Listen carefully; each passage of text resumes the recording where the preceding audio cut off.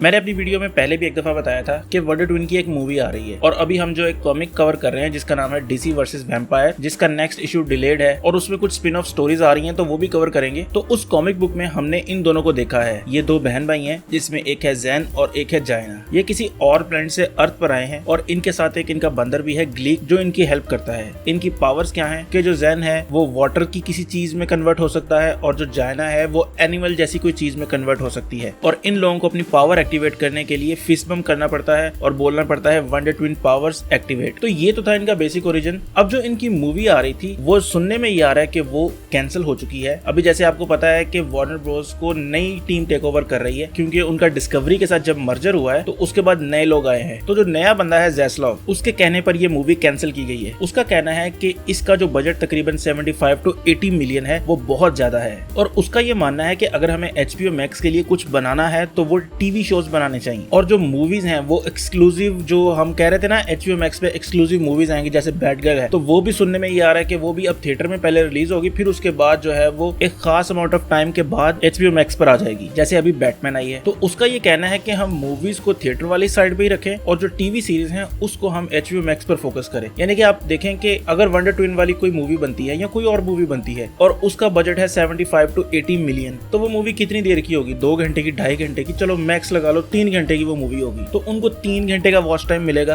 यानी कि जो लोग देखेंगे वो 3 घंटा ही देखेंगे उस मूवी को। लेकिन अगर वो उस 80 मिलियन के बजट को 8-8 मिलियन या 10-10 मिलियन करके एक एपिसोड पर लगाए, कोई ऐसा शो बनाए जिसको वो 8 मिलियन दे दे पर एपिसोड, यानी कि एक एपिसोड को बनाने में अच्छा खासा बजट होता है 8 मिलियन का, तो वो उस तरह 10 एपिसोड बना सकते हैं। हर एपिसोड वो अगर 50 मिनट की भी बनाए तो जो लोग उस शो को देख रहे हैं उसका वॉच टाइम कितना ज्यादा इंक्रीज हो जाएगा। इसके अलावा अगर वो पर वीक एक एपिसोड रिलीज करते हैं तो सब्सक्रिप्शन भी कंटिन्यू रहेगी। लोग इंतजार करेंगे कि अगली एपिसोड, जैसे पीस मेकर के साथ हुआ है, लोगों ने इंतजार किया और लोगों ने देखा है क्योंकि उसकी एपिसोड वीकली रिलीज हो रही थी। तो मुझे ऐसा लगता है कि उनका यही ख्याल है कि हम इतना बड़ा बजट एक मूवी को देने के बजाय सिर्फ जो लगेगी भी सिर्फ HBO Max पे, उसकी बजाय हम कुछ एपिसोड्स बना दें, 6 एपिसोड बना दें, 7 एपिसोड बना दें, लेकिन कोशिश करें कि HBO Max पर हम सिर्फ टीवी सीरीज ही रखें ताकि जो लोग एक्सक्लूसिव देखे वो इसी पर देखे। बाकी मूवीज तो एक अपना टाइम पूरा करने के थिएटर में बाद उसके बाद यहाँ पर वापस आ ही जाएंगी। अब इस खबर के बाद जो बैड गर्ल है वो तो सुनने में ये आ रहा है कि वो भी थिएटर में रिलीज होगी। इसके बाद जो ब्लैक कैनरी वाली मूवी है वो भी अगर उसको टीवी सीरीज में कन्वर्ट कर दे तो जिसमें हमें ग्रीन एरो भी देखने को मिल जाएगा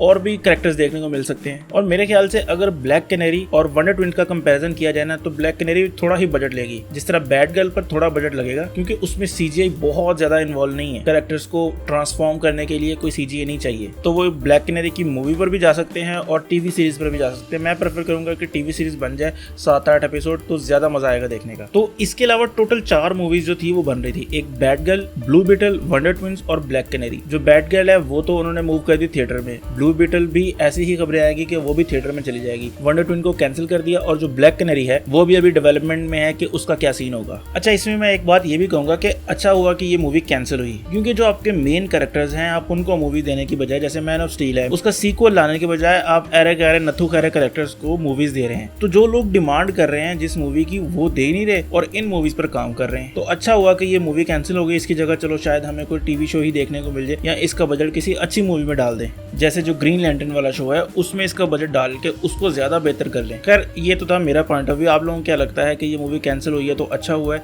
या नहीं, वो आप लोग कमेंट करके बताएं। बाकी अगर आपको ये वीडियो पसंद आई है तो वीडियो को लाइक करें, कमेंट करें और सब्सक्राइब जरूर करें। बाकी खुश रहें, खुश रखें। अल्लाह हाफिज।